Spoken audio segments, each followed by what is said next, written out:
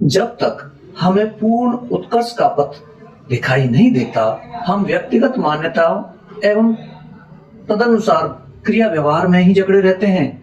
जब तक मनुष्य की आत्मा सक्रिय होकर अपने दिव्य क्रियाकलाप की स्थिति में नहीं आ पाती है, वह तभी अपने संपूर्ण वैभव की प्राप्ति करेगी जब उसे प्रकाश के उज्जवल पथ पर बढ़ने का एकमात्र साधन मिल जाए। यह स्थिति तब आती है जब चित्त निर्विकार हो जाता है, क्योंकि इसी के बाद मनुष्य अपनी गुण प्रतिभा को महानता के राजमार्ग पर लगाता है तथा उसका संपूर्ण जीवन किसी आदर्श के निमित्त समर्पित होने को तैयार हो जाता है। ऐसा मनुष्य सच में धन्य है जिसने अपनी आत्मा को परिष्कृत करना सीख लिया है, क्योंकि उसके बाद ही उसे मोह और मत भ्रम से बचने में सहायता मिलती है।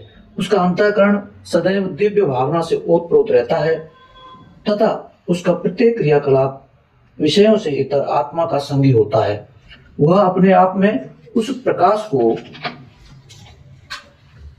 धारण करने में समर्थ होता है जिसे कि योगियों ने भी सर्वश्रेष्ठ मानकर पूजा है, जो किसी भी गुणवान हृदय की पहचान है और जिसके द्वारा वास्तव में मनुष्यता का कल्याण किया जा सकता है। हमें उस आत्मा पर निर्भर रहना चाहिए जो कि महान उत्कर्ष की प्रार्थी है। उसके समतुल्य कुछ भी नहीं। जो उसे समझ गया वह कभी भी भीतरी संपदा को बाह्य विषयों से हस्तांतरित नहीं कर सकता है। यही उसकी प्रतिभा है। इसके बाद तो संसार मात्र क्रीड़ा भूमि या कहें अपने अंतस्थ में विराजित सत्ता का प्रकटीकरण भर रह जाता है। इसे ही जीवन का प्रकाश पथ कहेंगे।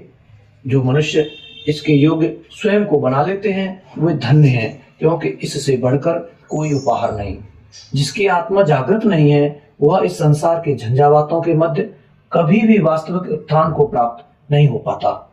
इसके लिए तो वह परिपूर्ण निष्ठा होनी चाहिए, जिसके बाद मनुष्य का अंतःकरण स्वयं अपने आदर्श प्रयोजन की पूर्ति कर सके।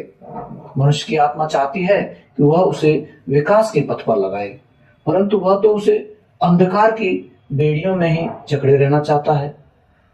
उसकी इस दुर्दशा का अंत तभी होगा जब उसे अपनी आत्म संपदा का भान हो सके तथा उसका जीवन सदा एक रस अपनी पावन गति को प्राप्त करे।